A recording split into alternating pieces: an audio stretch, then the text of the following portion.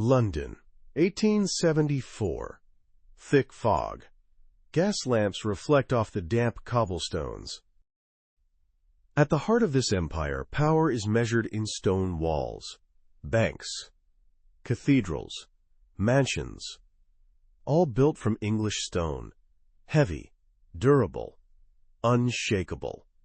But if you travel north, past the green fields of Buckinghamshire, you will find something that does not belong here. A fortress. No a castle. Spires reaching up to the sky like candles on a birthday cake. Roofs layered like dragon scales. Curved French windows, not the square English style. Everything about it is wrong. Wrong era. Wrong location. Wrong purpose. It is not a home. It is a statement. A challenge. A fortress of fear, disguised as a fairy tale castle. And this is not an accident. Today, tourists flock to Waddesdon Manor to admire the Sèvres porcelain and the Gainsborough paintings. They walk through perfectly manicured gardens and take photos by the fountains. They talk about beauty, about art, about the sophistication of the 19th century elite. But they don't see what I see. They don't see the truth. They don't see the cost. Because every brick in this castle was built on fear. Every piece of art on these walls was purchased with desperation. And every glorious moment in its history was staged to hide a simple truth. Waddesdon Manor was never a home. It is a machine, a play, an illusion designed to protect a family that the whole world wanted to destroy. This is the story of how they built it. This is the story of what they had to hide. And this is the story of the people who were crushed beneath the wheels of that machine. But to understand why a man would build a fortress like this, we first need to understand what he was so afraid of. Imagine standing in front of Waddesdon Manor today. Clear blue sky, gardens stretching out like a perfect green carpet, sunlight reflecting off the massive glass windows, families picnicking on the lawn, children running, tourists lining up for tickets. It looks like a picture from a fairy tale. But rewind the clock to 1940. Those windows, boarded up with plywood. Those gardens, abandoned, overgrown with weeds. Those magnificent rooms, pitch black like a tomb, due to the wartime blackout. And those families picnicking? They were refugee children from London, sleeping on the ballroom floor, terrified of air raid sirens. This is the reality they don't put on the travel brochure. Waddesdon Manor wasn't always a museum. It was a fortress. And before that, it was a prison. A luxurious prison, decorated with gold and silk, but a prison nonetheless.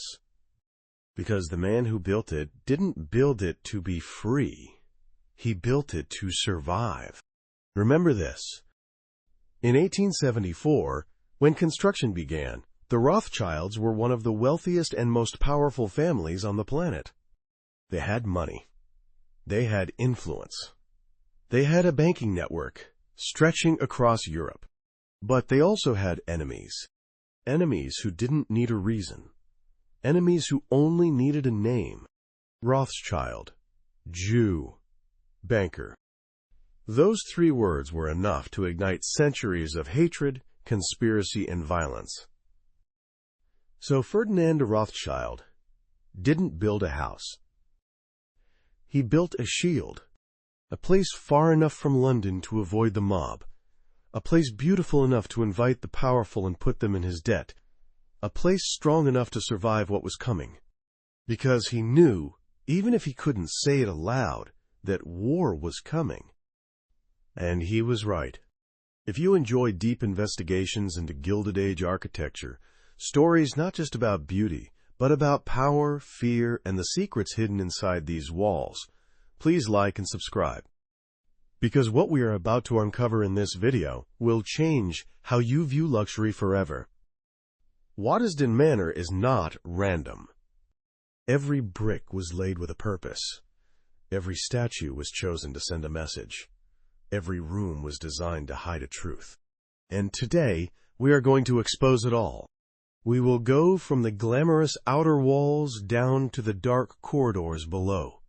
We will hear the voices of the servants history has forgotten. We will see the numbers they never wanted you to know. And we will ask a simple question. What is the true cost of luxury? Not in money, in human life. But before we can understand the house, we need to understand the man who built it. A man obsessed with death. A man who believed architecture could heal wounds that time could not touch. Ferdinand de Rothschild was born into a family where money wasn't the problem. Survival was. In 1839, when he was born in Paris, the Rothschild clan controlled a massive portion of Europe's financial system. 5 Rothschild brothers, Amschel, Salomon, Nathan, Karl, and James, had built a banking empire. From Frankfurt to London, Paris to Vienna, Naples to every seat of power on the continent, they lent money to kings. They financed wars. They decided who lived and who died, not with guns but with credit. And Ferdinand, the son of Anselm von Rothschild, was born right in the center of that machine. But he didn't want it. Unlike his cousins, Ferdinand had no interest in banking. He loved art. He loved books. He preferred intimate dinners with intelligent conversation over dry business negotiations. He was a sensitive man in a family built on cold calculation. And then he met Evelina de Rothschild, the daughter of Lionel de Rothschild, the head of the London branch. A smart, beautiful, well-educated woman. A woman who understood him. They married in 1865. He was 26. She was 19. This should have been the start of a beautiful story. But it wasn't. 18 months after the wedding, Evelina went into labor and died. No warning. No time to say goodbye. Just pain, blood, and then silence. The child, a baby girl, didn't survive either. Ferdinand lost everything in a single night, and something inside him broke. Most people would grieve. He built. Most people would retreat. He attacked. Most people would find solace in religion or family. He sought it in architecture, because architecture doesn't die. Stone doesn't betray you. And if you build something big enough, beautiful enough, perfect enough, maybe it will fill the void that death left behind. He was wrong, but it would take 10 years of construction to realize that. In 1874, Ferdinand bought a plot of land in Buckinghamshire. Not because it was beautiful. It wasn't. It was a wooded hill, with heavy clay soil and poor drainage. Not because it was close to London. Close, but not too close. Far enough to avoid the noise. Close enough to give orders. He bought it for one reason only. No one could touch him there. No neighbors looking over the fence. No curious passers-by. No one to remind him of what he had lost. Just earth, and trees, and space to build something new. Something he could control completely. Because that was the only thing Ferdinand wanted after Evelina died. Absolute control. He couldn't control death, but he could control every brick, every wall, every window, every flower in the garden, every servant in the basement, every guest through the door. Waddesdon Manor would not be a home. It would be a world created by him, a world operating by his rules, a world where he was God. And if he couldn't bring Evelina back, at least he could create something immortal. Here is where you need to understand one thing about the Rothschilds. They don't build houses like normal people. When a Rothschild builds, it's not a project. It is a declaration of war. It is their way of telling the world, we are here. We are strong. We are not going anywhere. And Ferdinand would build bigger than them all. Bigger than Metmore, his cousin Mayor's mansion. Bigger than Ferrières, his Uncle James's castle in France. Bigger than anything a Rothschild had ever built on English soil.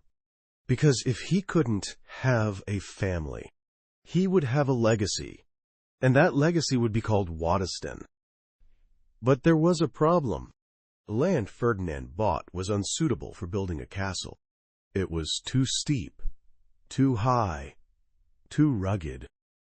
Nature did not create this hill to hold a mansion. So Ferdinand decided to change nature. Picture yourself standing on that hill in 1874. No castle, no gardens, just trees, damp clay, and a 30-degree slope. Any other architect would have said, "Pick a different site." Ferdinand said, "Move the hill." And they did. This is what they don't tell you on the tour. Waddesdon Manor isn't built on a natural hill. It's built on an artificial one. A hill reshaped by technology, brute force, and an insane amount of money. It is a technique called cut and fill. They sliced 9 meters of earth off the summit. 9 meters. That is the height of a 3-story building. They used dynamite to blast through the bedrock. They used horses and hand winches to haul tons of rock. And they dumped it all at the base to create a flat, stable plateau wide enough for a castle. But horses were too slow. So Ferdinand built a railway. Not a normal railway. A steam-powered tramway, designed specifically for this job. Little trains hauling earth, stone, brick, cement, timber, glass. Everything needed to build a palace, from the nearest station up to the summit. 3 miles. Up and down. Every day. For 18 months. Just to prepare the foundation. And once the foundation was done, Ferdinand wasn't happy with the natural trees. Of course not. He wanted ancient English oaks. Trees that were over 100 years old. Trees with trunks as thick as cathedral pillars and canopies the size of a small house. But those trees didn't grow on this hill, so he bought them. Over 300 ancient oaks. From other estates. From old forests. From farmers willing to sell their ancestral heritage if the price was right. And he moved them. Not by planting saplings, but by digging up entire mature trees, roots, trunk, branches, wrapping them in canvas, loading them onto specialized wagons, carting them for miles, and replanting them in the exact spot he wanted. Many died. He didn't care. He planted more, because the goal wasn't to have a garden. The goal was to create the illusion that this garden had been here for centuries, that this hill was born to hold this castle, that it was all natural, destiny, inevitable. But there is nothing natural about it. Everything you see is fake. And that was just the outside. Inside, Ferdinand hired French architect Hippolyte Destailleur to design a palace in the style of the 16th century, an era of absolute luxury and aristocratic power. But to run a castle like that, you need more than architects and laborers. You need an army. Waddesdon Manor has 45 bedrooms. But if you are a guest, you only see 20. The other 25? You never know they exist. Because they are not for you. Think of the house as an iceberg. The part you see, the magnificent rooms, the silk-covered walls, the crystal chandeliers, that is only 30% of the building. Beautiful, bright, designed to impress. But the other 70% is hidden beneath the surface. Under the plush Persian rugs, under the polished oak floors, lies a maze of narrow corridors, steep staircases, dark rooms with no windows, and hundreds of people you are never meant to see. This is where the house actually works. The basement of Waddesdon isn't a basement. It is an underground city. There is a laundry room the size of a factory, with massive boilers heating water day and night. There's a kitchen with 5 ranges, 10 prep tables, and enough space to cook dinner for 60 people simultaneously. There is a wine cellar with over 10,000 bottles, organized by year, region, and grape. There is the plate room, where they polish silver dinner services worth a fortune. There is the boot room, where they shine shoes for every guest and family member. And there are the corridors. Segregated corridors, running parallel to the main guest halls, but hidden behind doors that look like walls. Servants use these tunnels to move across the house without ever being spotted. You want a glass of water? Touch a bell. 3 minutes later, it appears on a silver tray. You don't see who brought it. You don't hear footsteps. It just appears. Like magic. But it's not magic. It is engineering. It is the electric bell system, one of the first ever installed in a private home in England. Over 200 bells, each wired to a different room, ringing at a central annunciator board in the kitchen. The butler looks at the board, sees room 12 has rung, and dispatches a footman to walk through the hidden corridor, up the service stair, into the room via a secret door, deliver the water, and vanish before you can say, "Thank you." You must never be seen. You must never be heard. You are a ghost in the very house you serve. This is what Ferdinand wanted. Not a house. A machine. A machine that ran so smoothly, his guests never saw the gears turning. But to operate this perfect machine, he needed more than infrastructure. He needed people willing to disappear. In November 1883, Waddesdon Manor officially opened. No ribbon cutting, no public ceremony, just a weekend party. A small party, 30 guests. But the right 30 guests. The Prince of Wales, the future King Edward VII, Prime Minister William Gladstone, dukes, earls, and the heads of the most powerful families in England. People who could decide the fate of nations with a single conversation after dinner. Ferdinand didn't invite them to eat. He invited them to owe him. Here is how it worked. You arrive at Waddesdon on Friday afternoon. A private train takes you from London. When you step onto the platform, a carriage is waiting. Not a rental, but Ferdinand's private carriage, with leather seats and Belgian glass windows. When you reach the front door, the butler already knows your name. The valets already know where your luggage is. Your room is already prepared, fire lit, hot water in the bath, your clothes pressed and hung, and you haven't said a word. That is power. Not the power of money, though there is plenty of money. The power of attention. The power of knowing exactly what you want before you know you want it. Dinner begins at 8 p.m. 12 courses, 3 soups, 5 wines. The food is served on a silver service so heavy it takes 2 footmen to carry it. The table is decked with fresh roses, not from the garden, but shipped by train from the Rothschild hothouses in Paris. In November, when roses don't bloom in England, every detail is a message.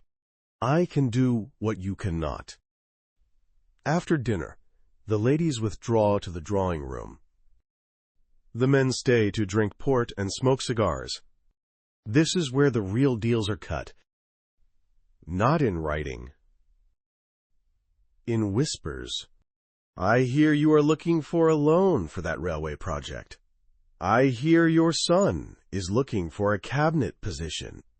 I hear you have a small problem with the press. Ferdinand never speaks directly. He just lets the questions hang in the air, swirling with the Cuban tobacco smoke in the firelight. And on Sunday morning, when you board the train back to London, you know 2 things. 1. Ferdinand de Rothschild can solve your problem. 2. You now owe him. But here is the strange thing. Ferdinand hated these parties. He hated the small talk, hated smiling at men he despised, hated pretending to care about fox hunting and gambling.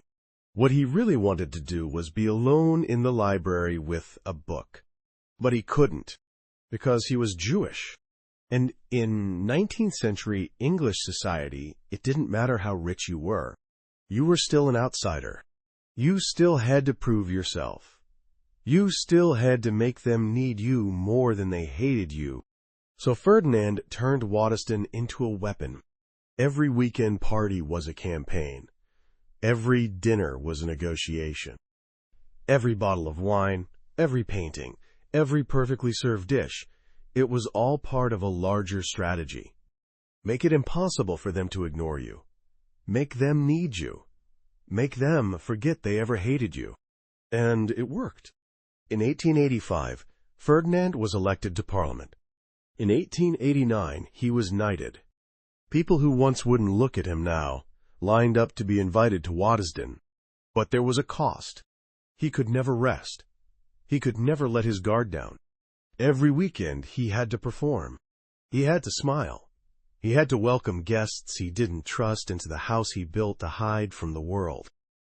And while he was charming prime ministers in the drawing room, downstairs, 70 servants were washing 300 plates, polishing 150 forks, drying 80 wine glasses, and preparing for tomorrow's breakfast. They didn't sleep until 2 a.m. They woke up at 5 a.m., and they never complained. Because if they did, there were 200 others waiting to replace them. Waddesdon had become one of the most powerful houses in England. But that power came with danger. Because the more successful, the more visible the Rothschilds became, the more they became a target for a force darker than any politician Ferdinand had ever faced. Hatred. If you go to Waddesdon today and look at the art collection, you will find a picture. Not a painting. A caricature. Drawn in 1898 by an artist named C.L. Howell. It depicts the 5 Rothschild brothers as giant vultures, their talons gripping the globe. Europe, Asia, Africa, all in their grasp. The caption below reads, "The Lords of Finance." It was not a compliment. It was an accusation. This is the reality Ferdinand had to live with every day. It didn't matter how rich he was. It didn't matter how polite he was. It didn't matter how many prime ministers dined at his table. Half of Europe believed that he and his family were plotting to rule the world. And the other half? They just whispered it. This isn't paranoia. This is reality. In the 19th century, the Rothschild family controlled a significant portion of the global financial system. The 5 branches of the family, Frankfurt, Vienna, London, Paris, Naples, acted as the unofficial central bank of Europe. They lent money to governments. They financed wars. They stabilized currencies. When a nation needed money, they didn't go to a local bank. They went to the Rothschilds. And that is power. True power. The kind of power that makes kings jealous and the public terrified. Because if the Rothschilds control the money, what else do they control? Governments? Wars? Who lives and who dies? Of course not. But the truth doesn't matter when you need an enemy to blame. In 1840, a child disappeared in Damascus, Syria. The local Jewish community was accused of killing the child to use his blood for unleavened bread during Passover, an ancient lie, a total fabrication known as the blood libel. 13 Jewish men were arrested, tortured, forced to confess to crimes they never committed. And when the news reached Europe, people didn't ask, "Is this accusation true?" They asked, "What will the Rothschilds do?" Because in the public mind, Jew and Rothschild were one and the same. If a Jew in Damascus was accused, the Rothschilds were responsible. If the Rothschilds were rich, all Jews must be rich. If the Rothschilds were powerful, all Jews must be dangerous. This logic had no reason, but it didn't need reason. It only needed fear. So when Ferdinand built Waddesdon, he wasn't just building a house. He was building a rebuttal. A way to say, "Look here, we are not monsters. We are art collectors. We are patrons of culture.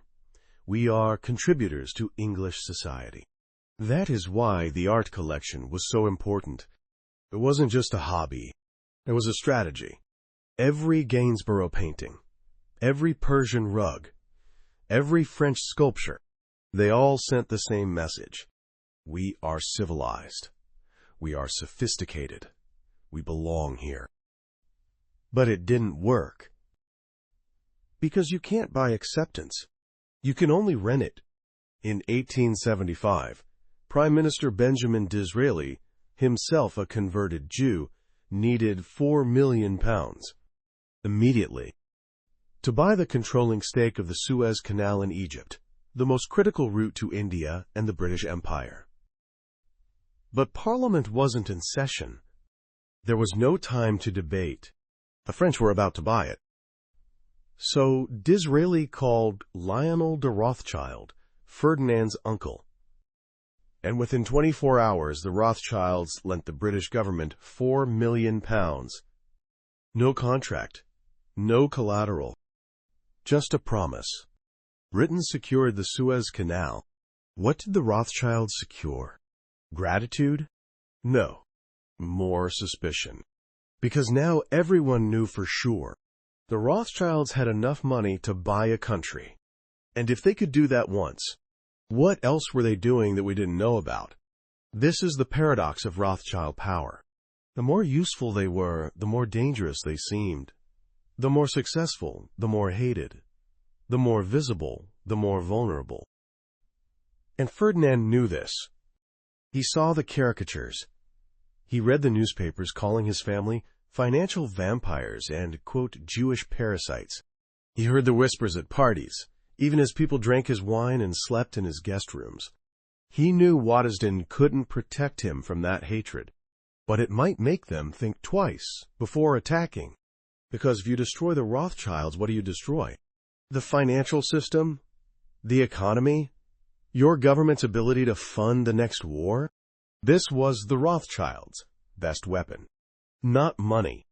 Indispensability. And Waddesdon was a symbol of that. A place where the leaders of England came to rest, to eat, and to remind themselves that they needed this family more than they hated them. But the fear never disappeared. It was just waiting.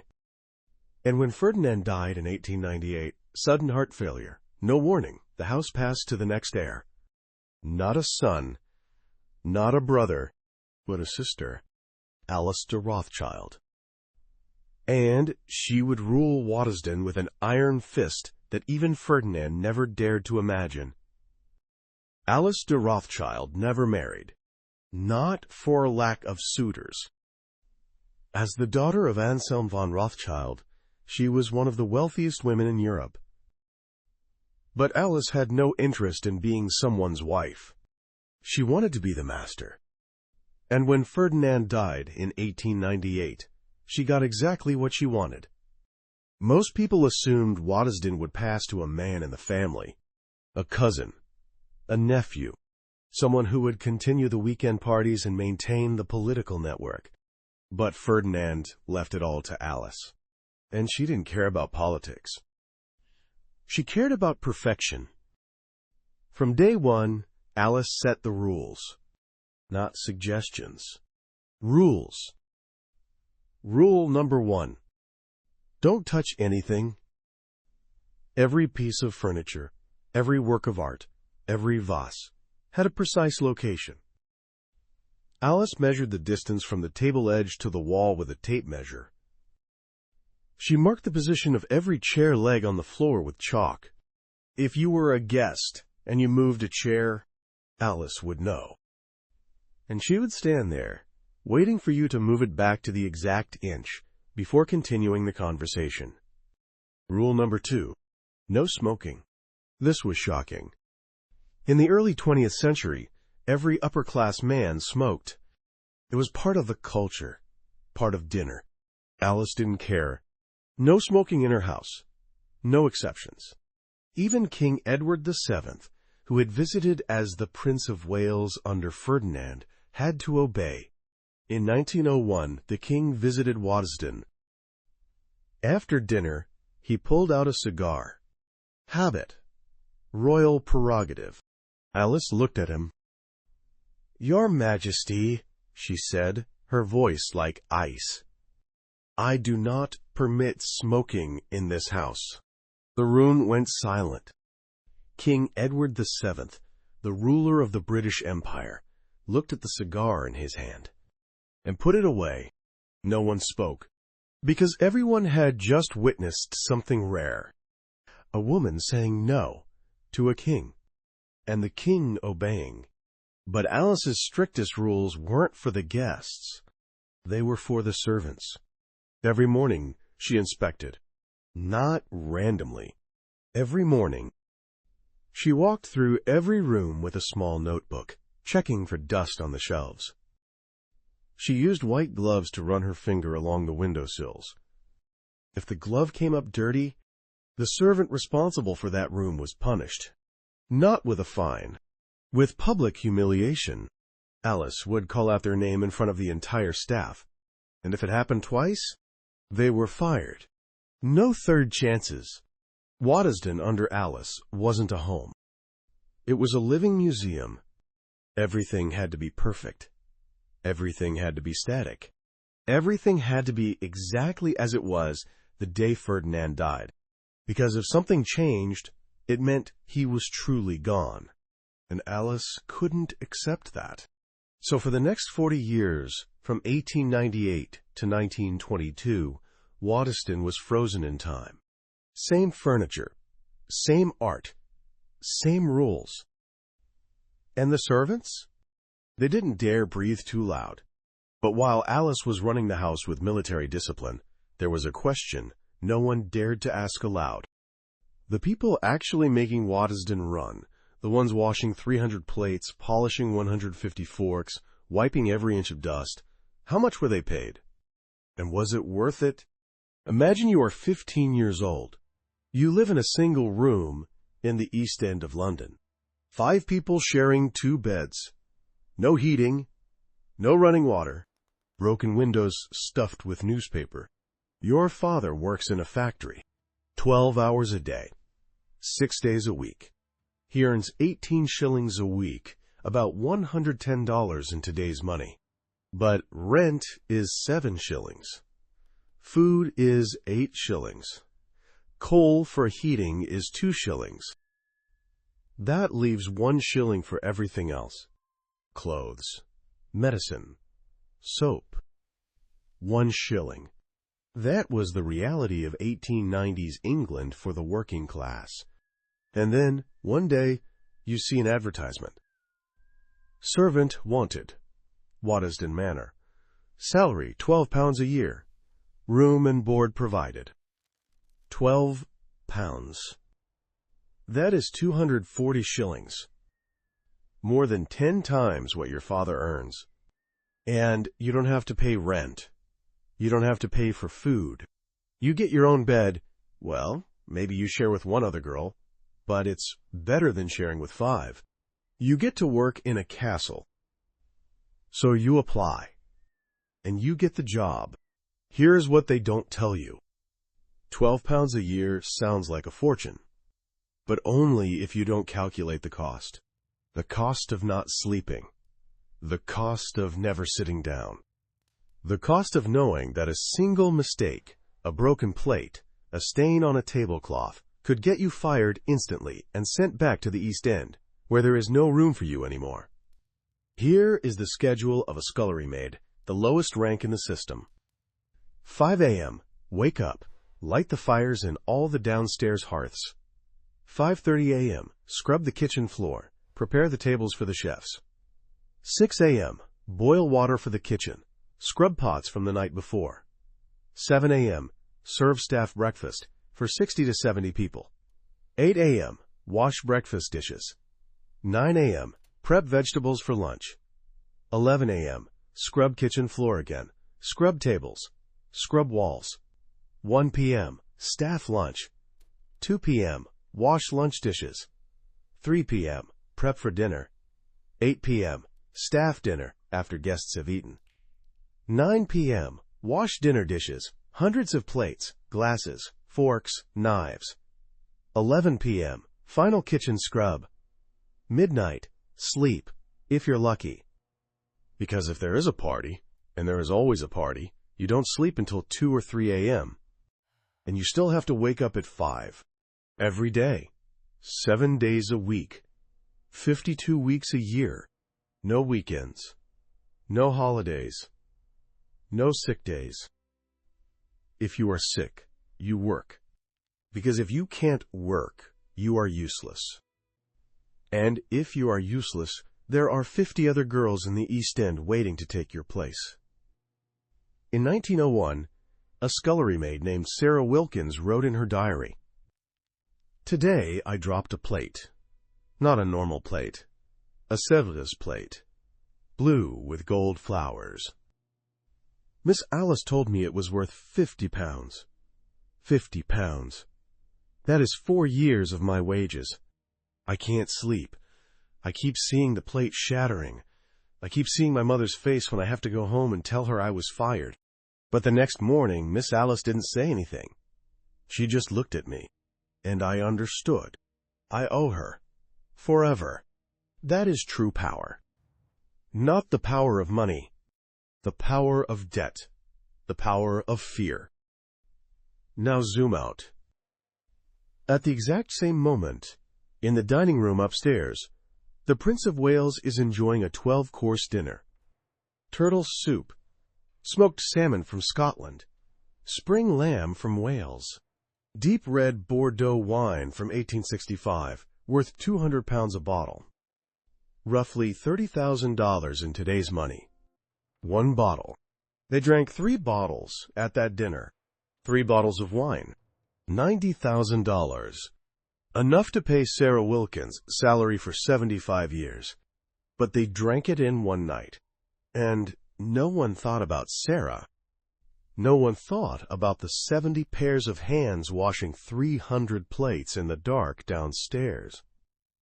No one thought about the 15-year-old girls scrubbing floors with swollen knees and hands cracked from cold water. Because that wasn't the point of Waddesdon. The point was to create an illusion. The illusion that this luxury was effortless, that it happened naturally, that it didn't cost anything. But it did. It cost something. It cost people. In 1914, everything would change. War would come, and when it ended, the world Waddesdon was built on, the world of invisible servants and infinite aristocrats, would never return.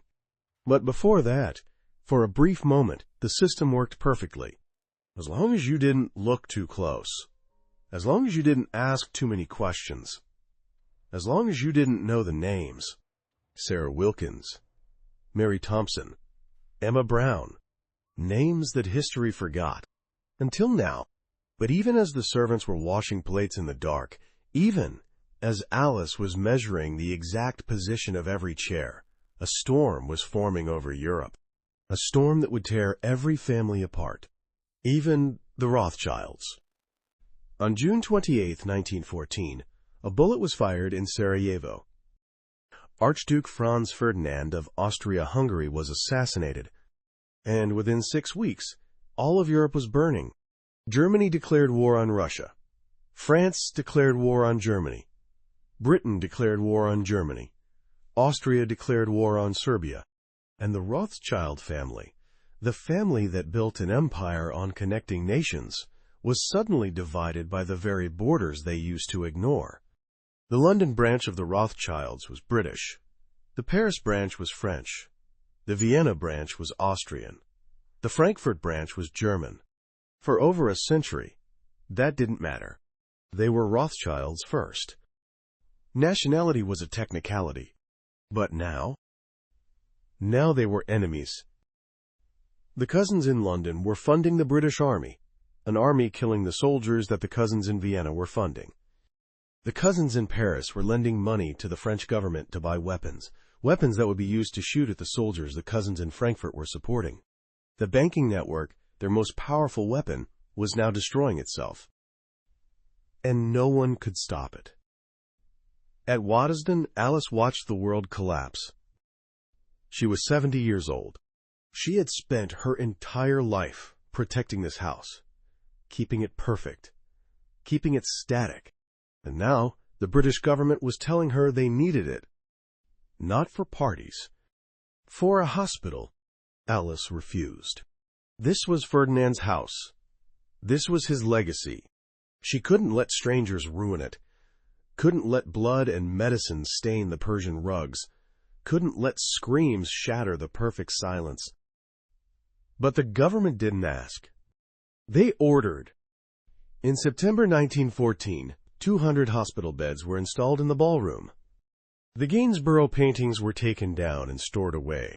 The silver dinner service was replaced with steel medical trays. And the soldiers began to arrive. They came from the Somme, from Ypres, from Passchendaele. They came with wounds Alice had never imagined.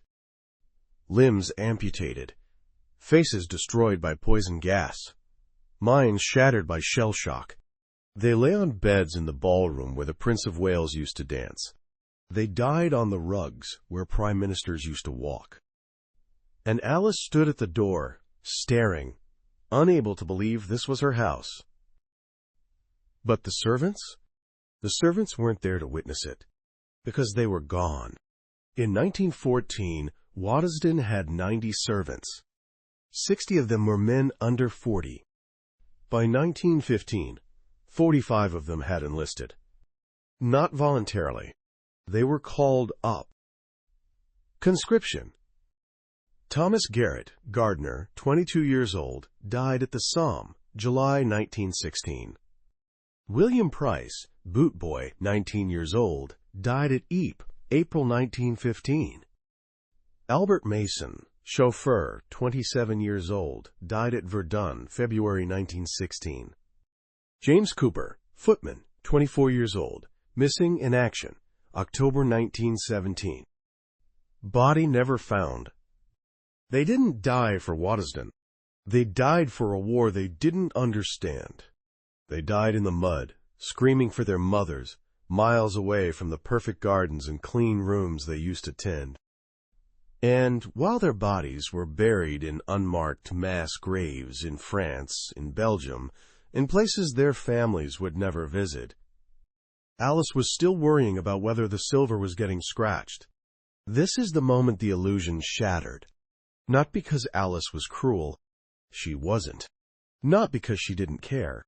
She did, in her own way. But because the system was built to create distance. Distance between upstairs and downstairs. Distance between the served and the servers. Distance between those with names on the door and those with no names in the books. And the war exposed that distance. Because in the trenches, there is no upstairs and downstairs. There are only the living and the dead, and most were dead. By 1918, when the war ended, Waddesdon was still standing. No bombs fell on it. No artillery touched it. The walls were intact. The paintings were back on the walls. But the house had changed, because the people who made it alive were gone. Of the 45 servants who went to war, only 18 returned. And of those 18, only 7 came back to Waddesdon. The rest? They couldn't. They had seen the world. They had fought beside rich men and realized that bullets don't care about social class. They had heard about new rights, about higher wages, about unions, about a life that didn't require them to bow every time the master walked by. So they left. They found jobs in factories, in shops, in places where they could go home at night and close the door behind them. And Alice tried to replace them. But she couldn't, because the new generation didn't want the job. They didn't want to sleep in basement rooms. They didn't want to work 18 hours a day for £12 a year. They had seen what happens when you say no, and they said no. In 1922, Alice de Rothschild died. She was 80. She died in her bedroom at Waddesdon, surrounded by the perfect antiques and perfect paintings she had protected all her life. But the house she left behind wasn't the house Ferdinand built. It wasn't the house she inherited. It was quieter, emptier, less alive. Because the ghosts were gone. The invisible servants had become too invisible.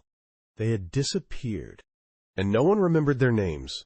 Until now, Thomas Garrett, William Price, Albert Mason, James Cooper, Mary Thompson, Sarah Wilkins, Emma Brown. They built Waddesdon as much as Ferdinand.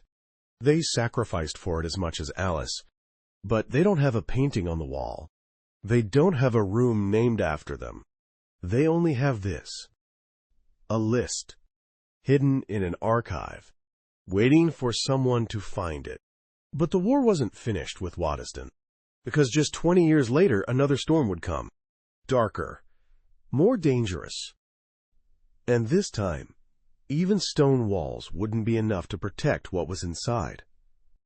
When Alice died in 1922, Waddesdon passed to James de Rothschild, Ferdinand's great-nephew. He didn't want it. James grew up in Paris. He was French. He had fought for France in the Great War. He had been awarded the Légion d'honneur, France's highest order of merit, for bravery under fire. He wasn't a cold Englishman like Alice. He wasn't a perfectionist like Ferdinand. He was just a man who wanted to live his life without the burden of a museum. But he was a Rothschild, and a Rothschild is not allowed to refuse. So he accepted, but on one condition. Waddesdon would not be Alice's house anymore. No more insane rules. No more white glove inspections. No more ban on smoking. He threw open the windows. He let the light flood in. He invited friends, not politicians or prime ministers, but artists, writers, musicians. People who made the house feel alive again. And most importantly, he got married.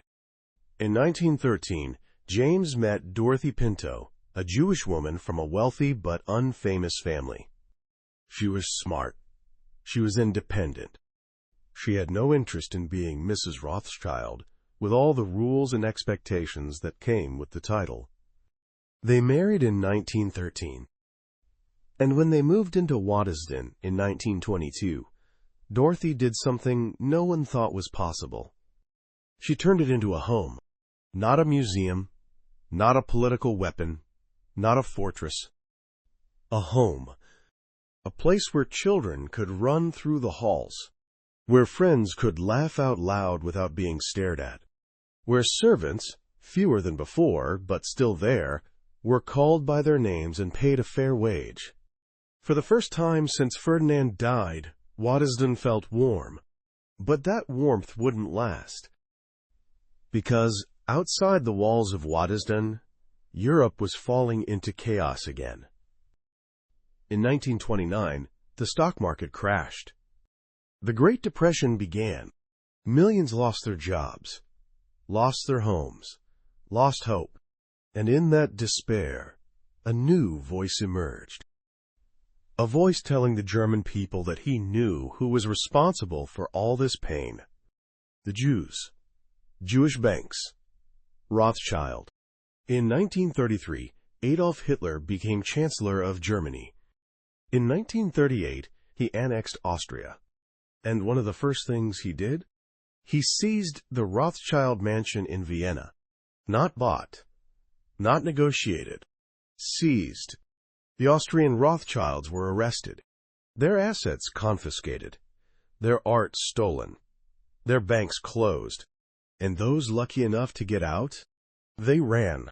They ran to London, to Paris, to anywhere they thought they would be safe. And some of them came to Waddesdon. This is what James and Dorothy did in the 1930s. They turned Waddesdon into a sanctuary. Not officially, not advertised. But when Rothschild family members from Austria, from Germany, from France, needed a place to stay, a place to breathe, to plan, to try and figure out how to save the ones they left behind, Waddesdon opened its doors. Dorothy cooked for them personally. Not the chef, James sat with them late into the night, trying to use his network to get visas, passports, anything that could get relatives out of Europe. And in those years, Waddesdon, the house built as a fortress against hatred, finally became what it was always meant to be, a refuge. But it wasn't enough, because every day the news got worse. Poland invaded, France fell, London bombed, and the Paris branch of the Rothschilds, the oldest bank, the most powerful bank, was seized by the Nazis. Art stolen, assets confiscated, and the ones who didn't run fast enough, they disappeared. They disappeared into concentration camps, into gas chambers, into mass graves that no one would ever find. Not because they were Rothschilds, but because they were Jews. In 1939, when war was declared, James and Dorothy had to make a decision. They could stay in England, relatively safe, at least for now. Or they could fight. James chose to fight. He was 51, too old to enlist. But he didn't care. He joined the British Army as a liaison officer to the Free French, the French resistance fighters still battling even after their government surrendered. And Dorothy? Dorothy stayed at Waddesdon, not to protect the furniture or the art, to protect those who couldn't protect themselves. Because in the next few years, Waddesdon would become something no one ever imagined. A shelter for children running from hell. Children whose parents they would never see again. Children whose last dream of Waddesdon was the sound of falling bombs and a red sky. Children who would never know that this house was built by a man afraid of death, but it saved their lives. And then, on a night in September 1940, the darkness arrived. September 1940. The Luftwaffe, the German Air Force, begins bombing London. Every night, hundreds of planes, thousands of tons of explosives, buildings collapsing, streets on fire, children crying in dark shelters. And the British government made a decision. Evacuate the children. Get them out of London, out of Birmingham, out of Manchester. Send them to the countryside where the bombs don't fall, where they can sleep without hearing the sirens.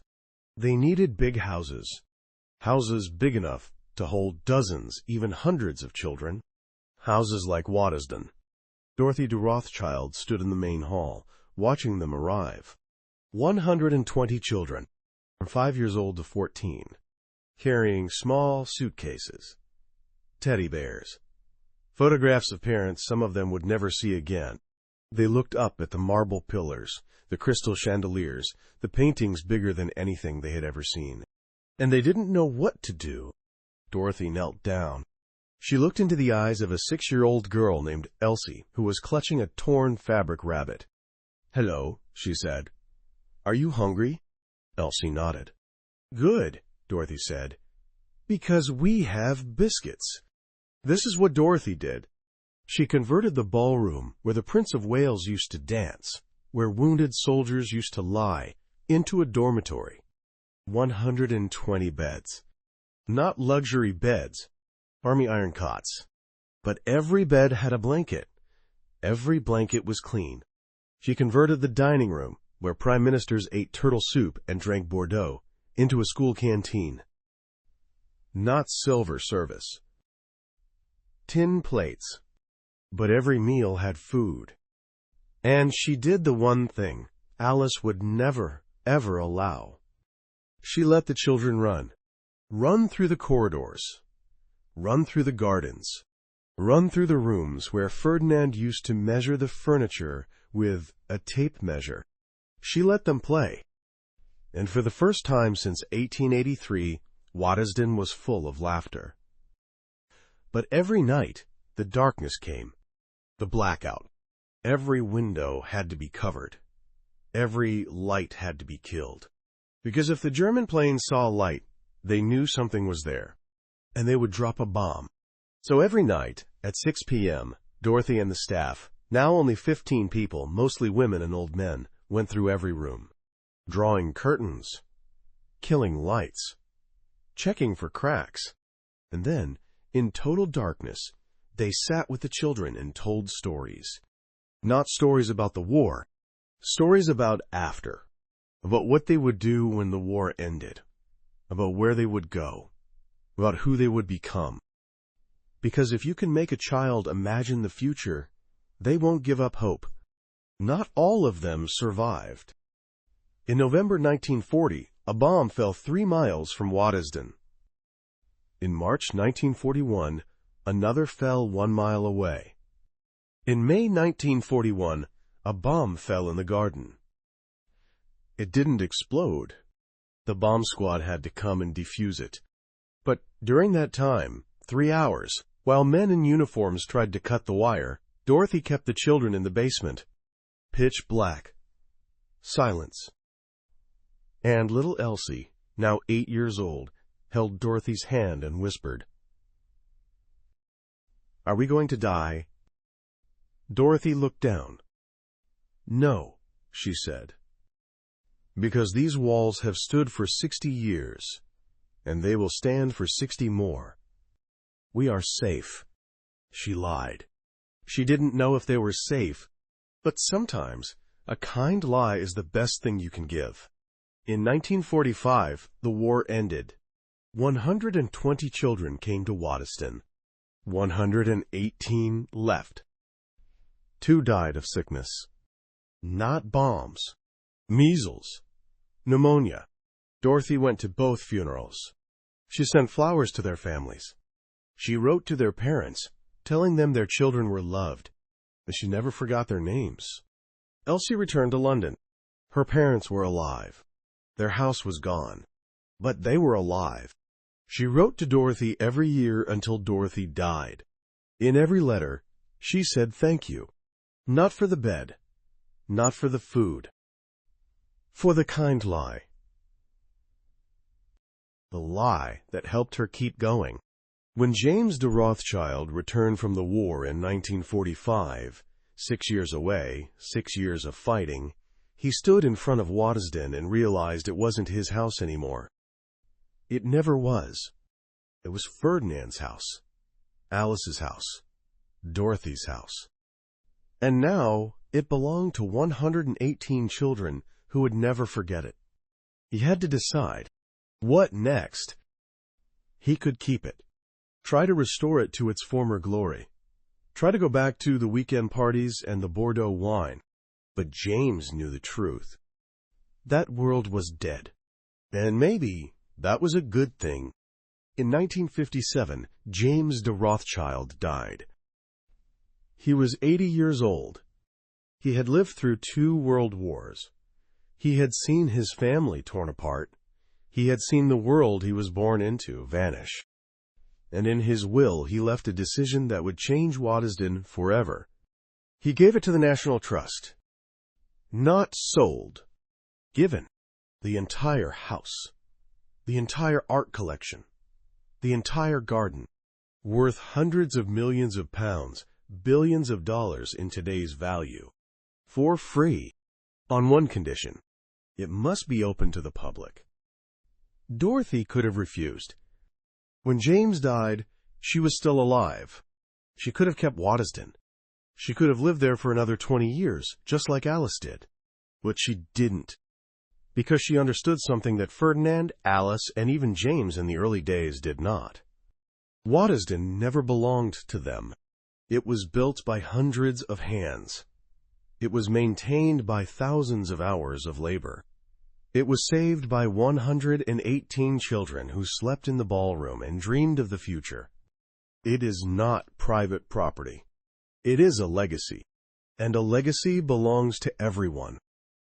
On May 9, 1959, Waddesdon Manor opened to the public for the first time. Not for invited guests, not for royalty or prime ministers, for anyone with a ticket. 2 shillings and 6pence, about £3 in today's money, about $4. Anyone. People Ferdinand would never have invited into his home. People Alice would never have let touch her furniture. People exactly like Sarah Wilkins, Mary Thompson, Emma Brown, the people who used to scrub these floors but were never allowed through the front door. Now they could. And they came. Thousands in the first year. Tens of thousands in the first decade. They walked through the magnificent rooms. They looked at the paintings. They stood in the ballroom where the prince danced, where the soldiers lay, where the children slept. And they read the explanatory plaques. But those plaques didn't talk about Sarah Wilkins. They didn't talk about Thomas Garrett dying at the Somme. They didn't talk about the children in the dark, holding Dorothy's hand. They talked about art, about architecture, about the sophistication of the 19th century elite. They talked about beauty, but not about the price. Dorothy de Rothschild died in 1988. She was 97 years old, and in her final years, she did one last thing for Waddesdon. She opened the archives. Not all of them, but enough. Enough for historians to start asking questions. Enough for them to start looking. Enough for them to start finding the names. Names that no one remembered. Names that no one wrote in history books. Names that weren't on the walls. But without them, there would be no Waddesdon. And Dorothy wanted the world to know that. She just didn't live long enough to see it happen. Today, Waddesdon Manor welcomes over 400,000 visitors a year. They come from all over the world. They take photos by the fountain. They admire the paintings. They drink tea in the tea room. And most of them leave thinking they have seen a beautiful castle. But some, a few, stop and read the new signs. New signs added in the last decade. Signs about the servants, about the children, about the soldiers, about the cost. And they start asking the right question. Who really built this house? Who really paid for it? And why did we forget them? But to answer those questions, we need to go deeper. We need to look at the things the National Trust doesn't put on the tour. We need to open the boxes Dorothy left behind. We need to go into the archives. In March 2011, the National Trust announced a new project at Waddesdon Manor. Not an art exhibition, not a restoration, an archive project. They were going to digitize every document in the Waddesdon storage, every letter, every ledger, every scrap of paper Dorothy had stored away in her final years, and they were going to make them accessible to anyone. The archive is located in Aylesbury, 10 miles from the manor. Not in a palatial castle, in a normal office building. There are no crystal chandeliers here, no Gainsborough paintings, just rows of gray cardboard boxes. But inside those boxes, inside is the truth. Box number 47. Wage books, 1883 to 1900. And this is what is inside. Not anonymous numbers. Names. Sarah Wilkins, scullery maid, £12 per year. Started March 1899. Ended November 1903. Reason, married. She was real. She wasn't a legend. She wasn't a fictional character. She was a real woman.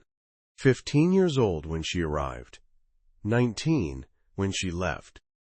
And next to her name, in tiny handwriting, a note. Broken Sevres plate, June 1901. Deduct £2 from wages. £2. 1/6 of her annual income. For a plate. Next page. Thomas Garrett, gardener, £45 per year. Started January 1910. Ended August 1914. Reason, enlisted.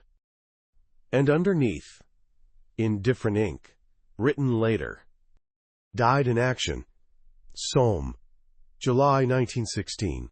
Someone wrote that. Someone at Waddesdon, maybe the butler, maybe the accountant, heard the news that Thomas Garrett had died in the trenches, opened the book, and wrote it down. Not for any legal reason.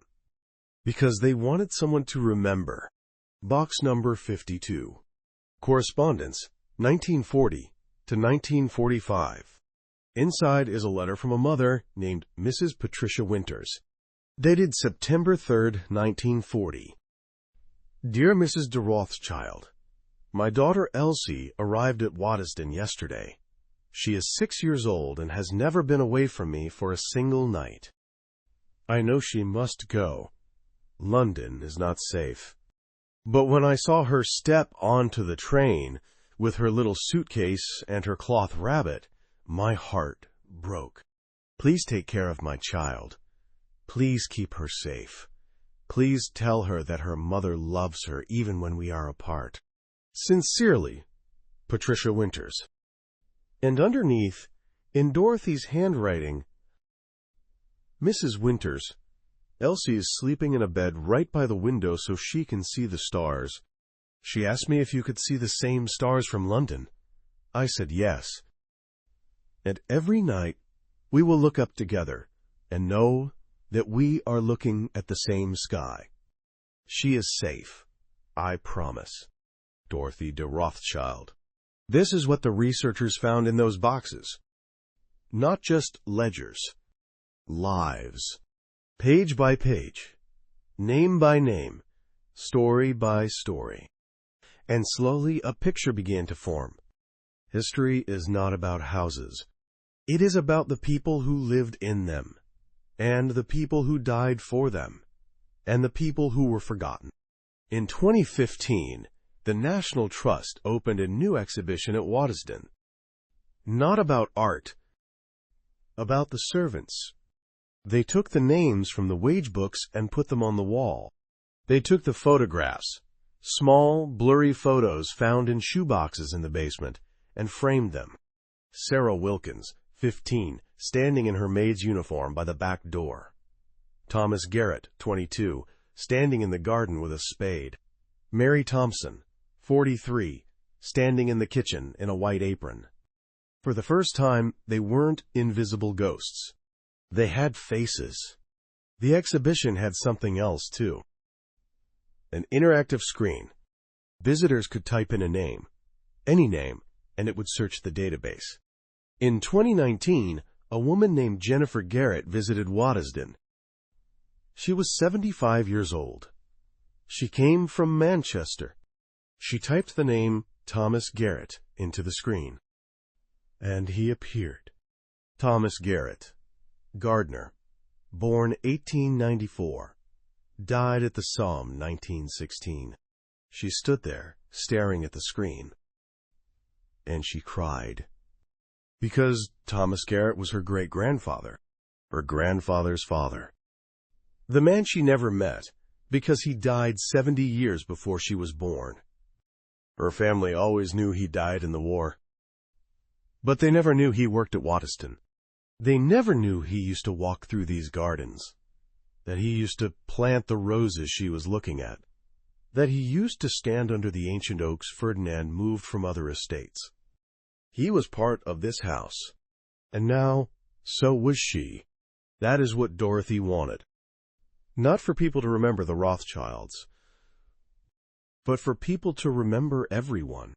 The builders, the cleaners, the cooks, the gardeners, the fighters, the dead, the survivors, the people with names, the people with faces, the people whose families are still looking for them. Today, the database has over 200 names.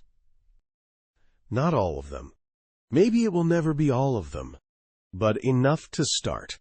Enough to say, you are here, you mattered, we remember you. And that is why this story exists. Not to tell you about a beautiful castle, not to tell you about a rich family, but to tell you about Sarah Wilkins, who dropped a plate and didn't sleep for nights. About Thomas Garrett, who died in a trench but lived in his granddaughter's memory.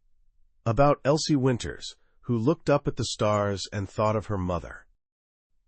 About everyone history forgot. Until now. But this isn't the end of the story, because today, right now, thousands of people are walking through Waddesdon Manor. They are looking at the paintings. They are walking through the gardens. And they are asking the most important question. When we look at luxury, what should we see? Something strange has happened in the last 20 years. We have fallen in love with old money again. Downton Abbey, the Gilded Age, Bridgerton, movies and TV shows about the 19th and early 20th century elite, about the elegant parties, about the magnificent dresses, about the dreamlike castles. And we sit on our sofas with a glass of wine and say, I wish I lived back then. But you don't. You really don't. Because when you say, I wish I lived back then, you are imagining yourself as Lady Mary, not Sarah Wilkins. You are imagining drinking tea in the drawing room, not scrubbing the kitchen at midnight with cracked hands. You are imagining wearing the silk dresses, not scrubbing those dresses by hand in freezing water. Downton Abbey doesn't lie about history, but it only tells half the story. The beautiful half, the comfortable half, the half we want to believe. And that is the danger of houses like Waddesdon. They are too beautiful. They are so beautiful we forget how they were built. We walk through magnificent rooms and think, people lived so well. But who are people? Ferdinand, who built Waddesdon to hide from pain? Alice, who turned it into a perfect prison? Dorothy, who turned it into a refuge? Or Sarah Wilkins, working 18 hours a day for £12 a year? Or Thomas Garrett, dying in a trench miles away from the gardens he used to tend? Or Elsie Winters, sleeping in the dark and praying her mother was still alive? When we talk about the Gilded Age, whose Gilded Age are we talking about? I am not saying we shouldn't love Waddesdon. We should. It is beautiful. It is an architectural masterpiece. It is an important cultural heritage. But we should also remember that every brick in those walls was laid by someone we don't know. Every piece of art on those walls was paid for by labor we don't see. Every glorious moment in its history was supported by hundreds of people history has forgotten. Until now. This is what Dorothy understood at the end of her life. Beauty is not a sin, but forgetting is. We can admire the Gainsborough paintings and still remember the person who dusted them. We can walk through the perfect gardens and still remember the person who planted them. We can love history without romanticizing it. But that requires one thing: honesty. The honesty to say, this house is beautiful, and it was built at a price. The honesty to say, I like looking at this luxury, but I also need to know what it cost. The honesty to ask, if I lived back then, who would I actually be? And the answer, for most of us, is this. We would be Sarah Wilkins, not Lady Mary. So why does this matter today? Because we still live in a world with Waddesdons. Not literal castles, but systems. Systems where some live in the light and others work in the dark. Where some have names on the door and others have no names in the books. Where beauty is created by invisible labor. And when we forget the lessons of Waddesdon, when we only see the beauty without the cost, when we romanticize the past without understanding it, we repeat the same mistakes. But there is another way. We can tell the whole story. We can remember everyone. We can look at Waddesdon and see both Ferdinand and Sarah, both Alice and Thomas, both Dorothy and Elsie. We can say, this house is beautiful, and then say, and these are the people who made it beautiful. That is the true legacy. Not the stone walls, but the stories we choose to tell, and the names we choose to remember. So where do we end? With a house that still stands, with gardens that are still green, with paintings that still hang on the wall, but also with a question Ferdinand never answered, a question Alice never asked. But Dorothy, at the end of her life, began to explore. And now it is our turn. Waddesdon Manor still stands. After 141 years, the walls are still solid. The gardens are still green. The paintings still hang on the walls. Ferdinand built it to last forever. And, in a way, he succeeded. But not in the way he thought. Waddesdon is not immortal because it is beautiful. It is immortal because it changes. It started as a fortress. It became a weapon. It became a prison. It became a hospital. It became a refuge. And finally, it became a legacy. Every generation transformed it. Every crisis reshaped it. And every person, from Ferdinand to Alice to Dorothy to Sarah to Thomas to Elsie, left a part of themselves inside those walls. So here is the final question. Not a question for the Rothschilds. A question for us. When we look at beauty, any luxury, any great achievement, do we ask, who built this? Not just who put their name on the door, but who laid the brick? Who scrubbed the floor? Who paid the price? Because if we only see Ferdinand, we miss Sarah. If we only see Alice, we miss Thomas.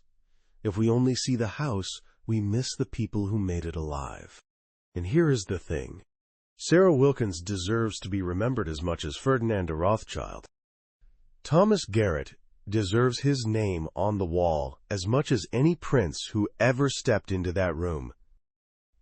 Elsie Winters deserves to have her story told as much as any millionaire. Because without them, there would be no Waddesdon, no beauty, no legacy, no history. Just an empty hill in Buckinghamshire. Ferdinand de Rothschild built Waddesdon to hide from the world. But in the end, the world found him. Alice de Rothschild ruled Waddesdon to protect the past. But in the end, the future arrived. Dorothy de Rothschild gave Waddesdon away to share the beauty. But in the end, she shared the truth too. And the truth is this. Beauty has a price. It always does. It always will. The question isn't whether we should create beautiful things. The question is whether we are honest about the cost, whether we remember everyone, whether we tell the whole story. Today, when you visit Waddesdon, you will see new signs. Signs with the names Sarah Wilkins, Thomas Garrett, Mary Thompson, Emma Brown, Elsie Winters, and over 1,000 others. They are not ghosts anymore. They are not invisible anymore. They are there, beside Ferdinand, beside Alice, beside Dorothy, where they always belonged. And that is why this story matters. Not because of Waddesdon, but because of every Waddesdon. Every beautiful thing is built by invisible hands. Every success stands on the shoulders of the unrecognized. Every legacy contains forgotten names. Until we choose to remember, until we choose to look, until we choose to tell the whole story. Waddesdon Manor, built by Ferdinand de Rothschild, protected by Alice de Rothschild, given by Dorothy de Rothschild, but made alive by Sarah, Thomas, Mary, Emma, Elsie, and 1,000 others whose names we now know. That is the true legacy. Not the walls, but the names. Not the illusion, but the truth. Both are beautiful when we remember both.